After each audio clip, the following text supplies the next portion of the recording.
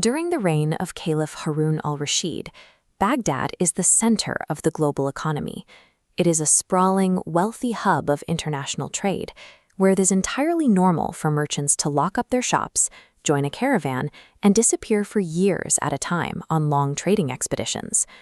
A local merchant named Ali Khoja faces a difficult dilemma. He is long overdue for his religious pilgrimage to Mecca, and he knows he has to leave the city. The problem is his life savings, 1,000 solid gold pieces. He needs a way to secure this massive fortune while completely abandoning his home. This diagram shows the improvised vault he creates. Ali places the 1,000 pieces of gold at the very bottom of a large clay vase. Then he tightly packs the remaining space with fresh olives. The olives perfectly disguise the immense weight of the coins, entirely concealing the treasure beneath a layer of cheap, perishable food. He seals the lid tight, carries the heavy vase to his closest merchant friend, and asks him to keep it safe in his warehouse. Crucially, Ali only mentions the olives. He never says a word about the gold. Ali's security system relies entirely on psychology. He isn't using heavy iron locks or armed guards. He is banking completely on the assumption that a trusted friend will never have a reason to break a sealed jar of cheap groceries. What starts as a simple coverage spirals into a massive, multi-year trading expedition.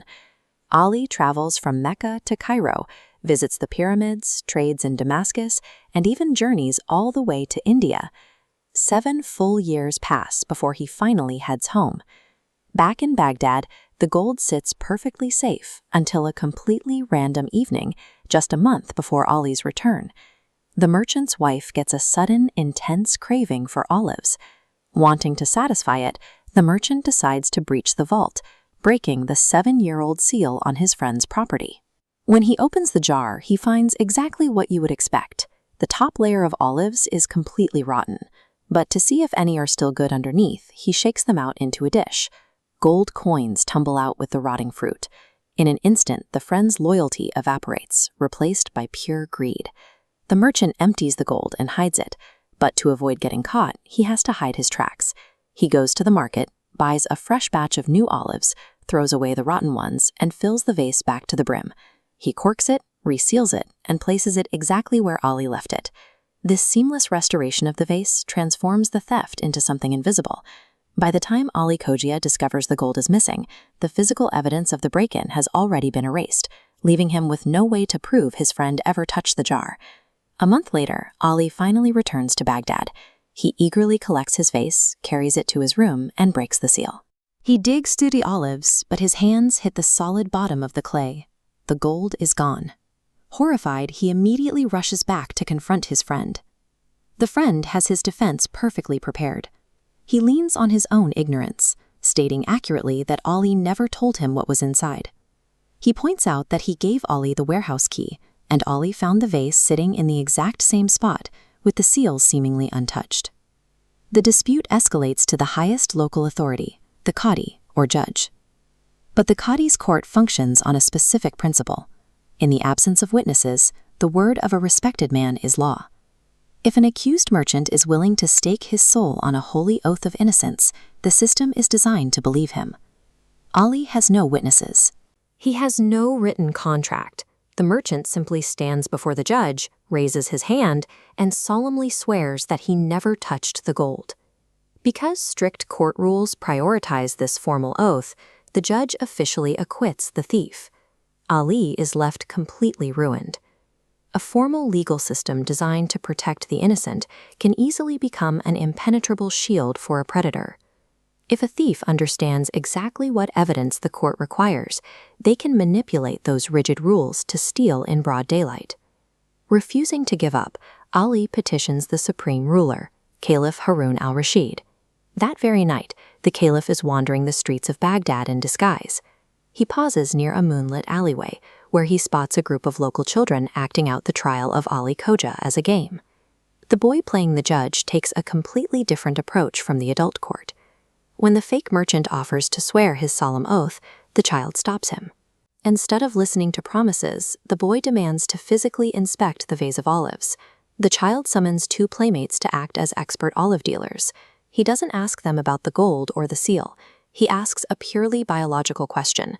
What is the maximum shelf life of a preserved olive before it loses its color and rots entirely? The experts reply, 3 years. This timeline reveals a mathematical contradiction. Ollie has been traveling for 7 years, but the biological limit for preserving an olive is 3 years.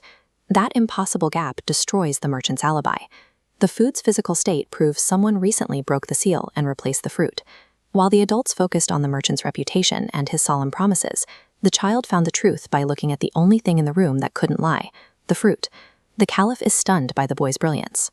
The very next morning, he summons everyone to the royal palace, the actual merchants, the adult judge, and the vase of olives. He places the child on the throne right beside him. In a hall filled with the empire's most powerful advisors and wealthiest merchants, the entire proceeding is handed over to a boy who just hours ago was playing in the dirt. The boy doesn't flinch. He executes his exact alleyway methodology. He asks the real olive experts on the royal record how long the fruit can survive. They confirm the biological limit, 3 years and not a day more. The thief's defense collapses in real time. The caliph himself tastes an olive from the vase and confirms it is fresh from the current year's harvest. The legally binding oath is entirely disproven by the physical reality of the fruit. A meticulously planned cover-up shatters the moment it hits an undeniable physical contradiction. No amount of social standing or careful resealing or sworn testimony can make a 7-year-old olive taste fresh. Trapped by the evidence, the thief breaks down and confesses.